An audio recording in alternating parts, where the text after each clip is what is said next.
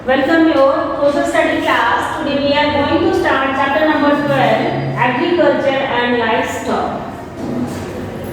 So let's start. India is one of the largest agricultural countries in the world. Agriculture is the most important occupation of the people. More than 70% of India population is connected to agriculture. आपको पता है जो हमारा भारत है वो सबसे बड़ा country जो है, भारत हमारा वर्ल्ड में एग्रीकल्चर यानी कृषि प्रधान देश है। पूरे वर्ल्ड में भारत ही सबसे बड़ा ऐसा कंट्री है जो कृषि प्रधान देश है। एग्रीकल्चर जो है वो ज़्यादातर लोग उसी का काम करते हैं, यानी खेती बाड़ी ज़्यादा करते हैं भारत में। यानी 70% जनसंख्या जो है वो किस पर है, निर्भर है, कृषि पर यानी खेती पर निर्भर है।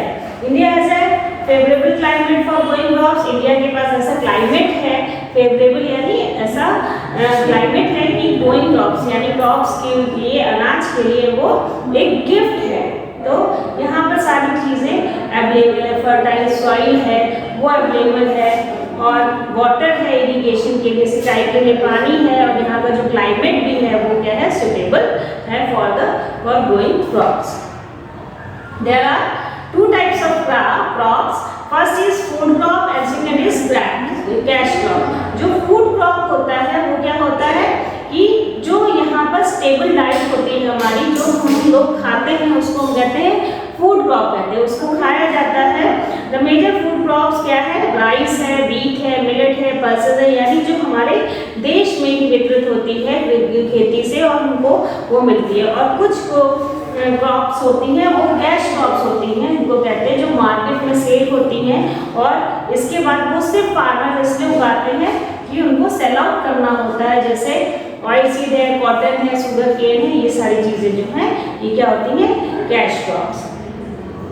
Then food crop, wheat is the main food crop of north India. जो गेहूँ है वो नॉर्थ इंडिया का जो मेन है वो फूड क्रॉप है, और इसका ये कब होता है, नवंबर जनवरी हार्वेस्ट ड्यूरिंग टाइम, मार्च अप्रैल हार्वेस्ट का टाइम होता है, जनवरी और नवंबर, और मार्च और अप्रैल होता है।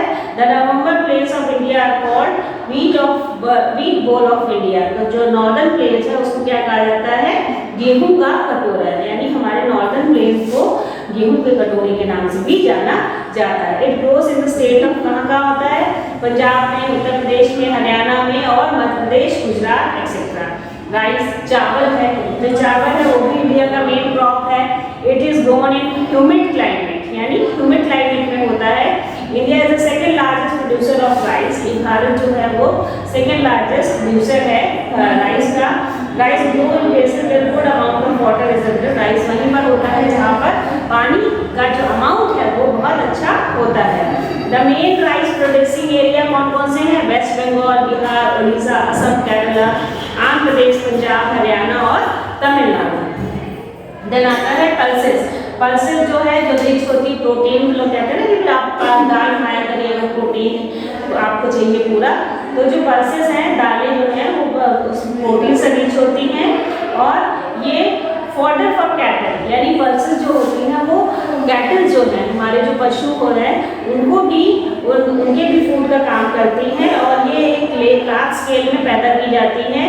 बंगाल में gram, green gram, black gram are some of the pulses, यानी इस पल्सेस, ये सारे पल्सेस के नाम हैं। Millets are known as dry crop. जो मिलेट्स होते हैं वो ड्राई क्रॉप्स होते हैं, grown in area of Rajasthan. ये कहाँ होते हैं, ड्राई जगह पर होते हैं, राजस्थान में होते हैं, बिहार में होता है, कर्नाटक, गुजरात, और जहाँ पर रेनफॉल कम होती है यहाँ पर, जैसे ज्वार है, बाजरा है, ये सब चीज़ें क्या होते हैं, मिलेट्स होते हैं। Next is cash crop, cotton. Cotton is a fibre crops used for making clothes. आपको पता है कॉटन जो है वो फाइबर क्रॉप होती है जो कपड़े बनाने के काम आती है। India is a leading producer of cotton. India सबसे आगे है कॉटन ग्रो करने में। द ब्लैक सॉइल इसके लिए बहुत इंपॉर्टेंट होती है। The main cotton producing states कौन से हैं, Maharashtra, Gujarat, Karnataka, Andhra Pradesh, Tamil Nadu, Madhya Pradesh and Punjab. Oil seeds जिससे तेल निकलता है वो कौन कौन से होते हैं, मस्टर्ड, कैस्टर सीड, कैस्टर रंडी का जो तेल होता है, ड्राई का कोकोनट, जो नारियल का तेल होता है, कोपरा, ये सारी सनफ्लावर, ये सब चीज़ों से क्या है तेल निकाला जाता है जो हमारे हमारी कुकिंग के काम आता है और इसको हम वेजिटेबल ऑयल भी कहते हैं। देन शुगर केन, गन्ने की खेती। गन्ने से क्या होता है? गुड़ बनता है। जैगरी मीन्स गुड़ बनता है, शुगर बनती है। India is the largest producer of sugar cane in the world. Bharat में मतलब पूरे वर्ल्ड में भारत ही एक ऐसा देश है जहाँ पर सबसे ज़्यादा शुगर केन होता है। और ये ज़्यादातर कहाँ उगाया जाता है? उत्तर प्रदेश, कर्नाटक, मध्य प्रदेश, आंध्र प्रदेश और तमिलनाडु में उगाया जाता है। इसके बाद जूट जो होता है, जिससे रस्सी बनती है, बोरे बनते हैं, ये सारी चीज़ें क्या है? जूट होता है। इसको हम गोल्डन फाइबर के नाम से भी जानते हैं। It grows well in hot and wet climate. ये हॉट और वेट क्लाइमेट में होता है। और इसके बाद it is use for making carpets में इसका यूज होता है, मैट्स में यूज होता है, बैग्स में यूज होता है, रोप्स और गनी स्नैक, इन सारी चीज़ों में इनका यूज होता है। और ये सबसे ज़्यादा कहाँ पैदा होता है? बिहार, उड़ीसा एंड असम। टी और कॉफी सबको पता है। टी और कॉफी कहाँ पर पैदा होता है? टी और coffee slopes of Assam, Darjeeling, Nilgiri hills and Kangra, ये सब जगह पर जो है ये सब टी और कॉफी की पैदावार होती है। स्पीसीज जो मसाले होते हैं जो हम सब्जियों में यूज करते हैं, वो जैसे सिनेमम, क्लोव, पीपर, चिलीज, जिंजर एंड कार्डमम, ये सारे जो मसाले होते हैं ये सब ज़्यादातर कहाँ पर होते हैं? कर्नाटक और केरला में ये मसाले पैदा किए जाते हैं। Government initiative for farmers. After independence, the government has taken many initiatives for improving the increasing agriculture. Government ने बहुत सारे ऐसे स्टेप्स लिए हैं जो फार्मर्स जो हैं उनके लिए, किसान हैं उनके लिए, कि उनकी जो खेती है या पैदावार है वो और बढ़ जाए। कौन कौन सा स्टेप है? More area have been brought under irrigation. बहुत ऐसा एरिया जो इरिगेशन के अंदर यानी सिंचाई के क्षेत्र के अंदर लाया जाए। केमिकल फर्टिलाइजर का यूज़ उन्होंने बढ़ाया। मॉडर्न मशीन्स का यूज़ किया, ट्रैक्टर है और मॉडर्न मशीन्स आई उनके लिए। बेटर क्वालिटीज़ के सीड्स हैं वो आए। ये सारी चीज़ें गवर्नमेंट ने फार्मर्स को अवेलेबल कराई ताकि जो हमारी क्रॉप है या हमारे एग्रीकल्चर उसमें वो ग्रोथ हो। Then livestock rearing, livestock refers to domestic animal. Livestock means क्या होता है? डोमेस्टिक एनिमल जो पाले जाते हैं, बड़े बड़े फार्म्स में पाले जाते हैं, फार्म बनाए जाते हैं। Milk animal such as cow, buffalo and goat.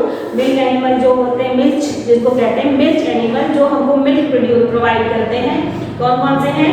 Cow, गोट और ये सारी चीज़ें हैं जो जिससे हम कर्ड बनाते हैं, चीज़ और बटर, इंपॉर्टेंट पार्ट्स जो हमारे इंपॉर्टेंट पार्ट्स हैं हमारे फूड के।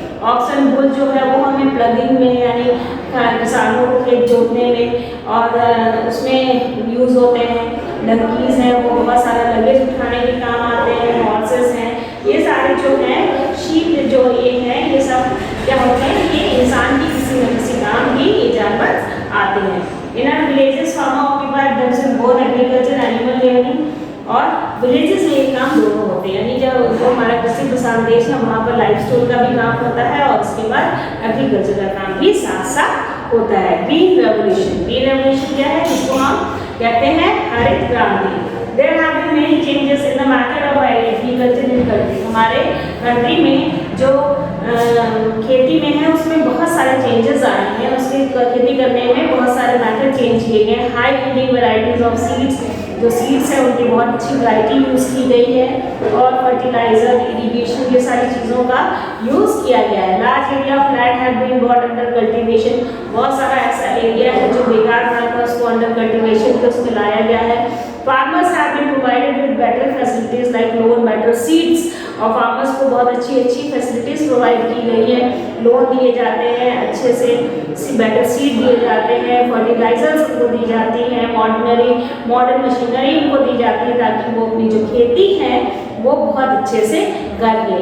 तो ये सारी चीज़ें किसमें आई? हरित क्रांति या ग्रीन रेवोल्यूशन में आई जो इंडिया में लागू की गई थी। Okay children, we have completed this chapter. I have sent you all the work from the WhatsApp. So read the chapter thoroughly. If you have any doubt, any queries, come to school and ask to me. Bye bye children. Stay home, stay safe.